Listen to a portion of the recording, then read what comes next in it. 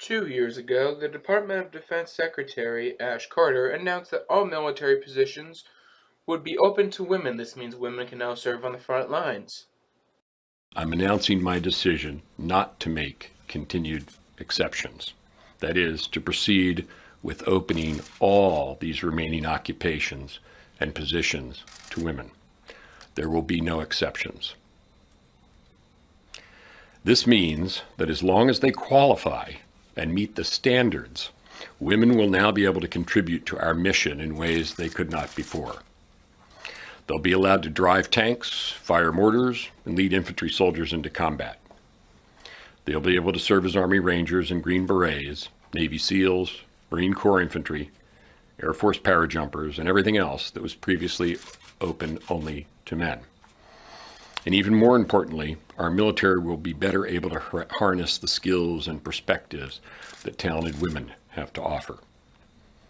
While the Marine Corps asked for a partial exception in some areas such as infantry, machine gunner, fire support, reconnaissance, and others, we are a joint force, and I have decided to make a decision which applies to the entire force. I'm directing all the military services to proceed to open all military occupational specialties to women 30 days from today. That is, after a 30-day waiting period required by law, and to provide their updated implementation plans for integrating women into these positions by that date. In anticipation of this decision, the Marine Corps released a year-long study to see women's effectiveness in combat. The study involved an all-male group and a mixed group of female and male Marines.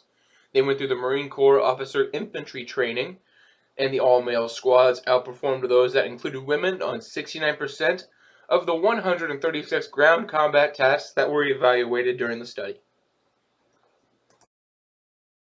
The all-male teams were outperformed by the mixed-gender teams on 2 tests: the accuracy in firing the 50 caliber machine gun, and in traditional rifleman units, and the same skill. They did not know why the gender-mixed teams did better on these skills, but said that the advantage did not stay when the teams continued movement under load exercises. The all-male squads in the infantry job were faster than the mixed-gender squads in each tactical movement that was evaluated during the study.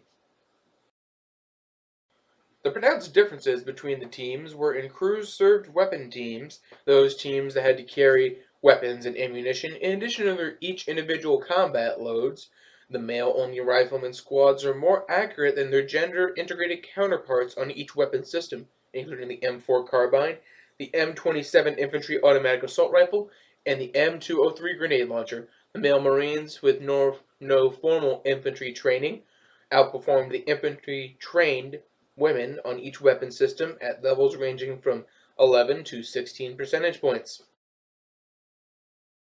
The average male Marine volunteer was 178 pounds with 20% body fat, and the average female Marine volunteer weighed 142 pounds with 24% body fat.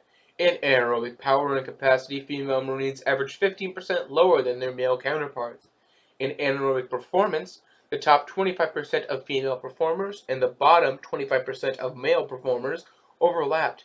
In anaerobic capacity, female Marines demonstrated levels that were 10% lower on average than male Marines.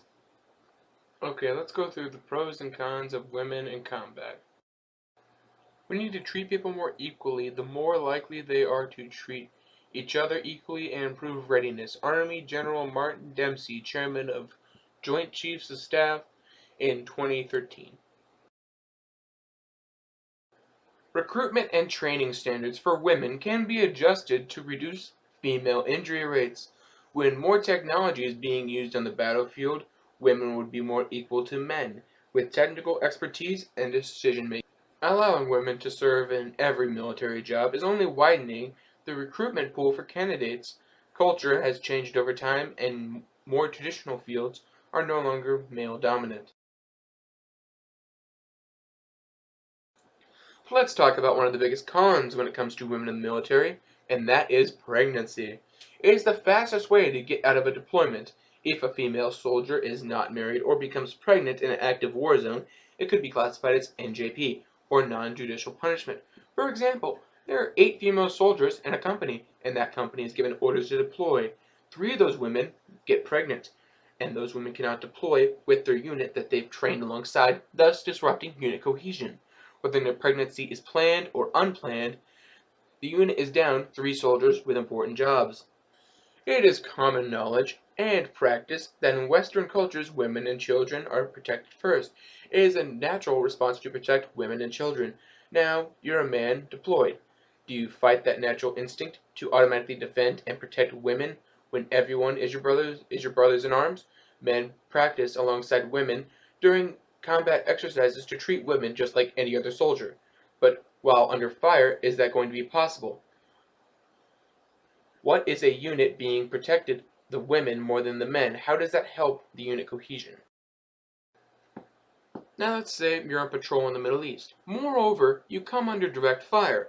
While everyone makes it to cover in time, your battle buddy, who happens to be a woman, she does not make it to cover in time and is shot in the leg, causing her to fall in the middle of the street. Brothers in arms will never leave another soldier on the field. Usually will make a better decision at movement than fighting, the natural instinct to save a woman. Would that not put more men at risk? If the image of losing a man in your unit is scary, then losing a woman could halt soldiers in their tracks at a time when seconds count. Now that you have women in combat and they want to go into the infantry field, you're going to have to house them with the other grunts.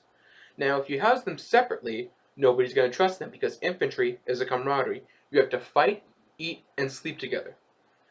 And they're going to be outcasts if you house them separately. So pretty much, in the middle of combat, nobody's going to run out there, risk their life to grab them while they're laying in the middle of the street. Most importantly, women must volunteer for a direct combat role. The men in the military, however, can be ordered to pick up a weapon, stand post, and fight, regardless of their job. That's where the saying comes from, every Marine is a rifleman. Everybody is trained in basic riflemanship, but women can be ordered, they must volunteer. Not to say that they won't volunteer, it's just a small differential that does exist. I am going into the military, but personally, I don't want women in direct combat, because my mother raised an officer and a gentleman, and my mother wouldn't want it any other way.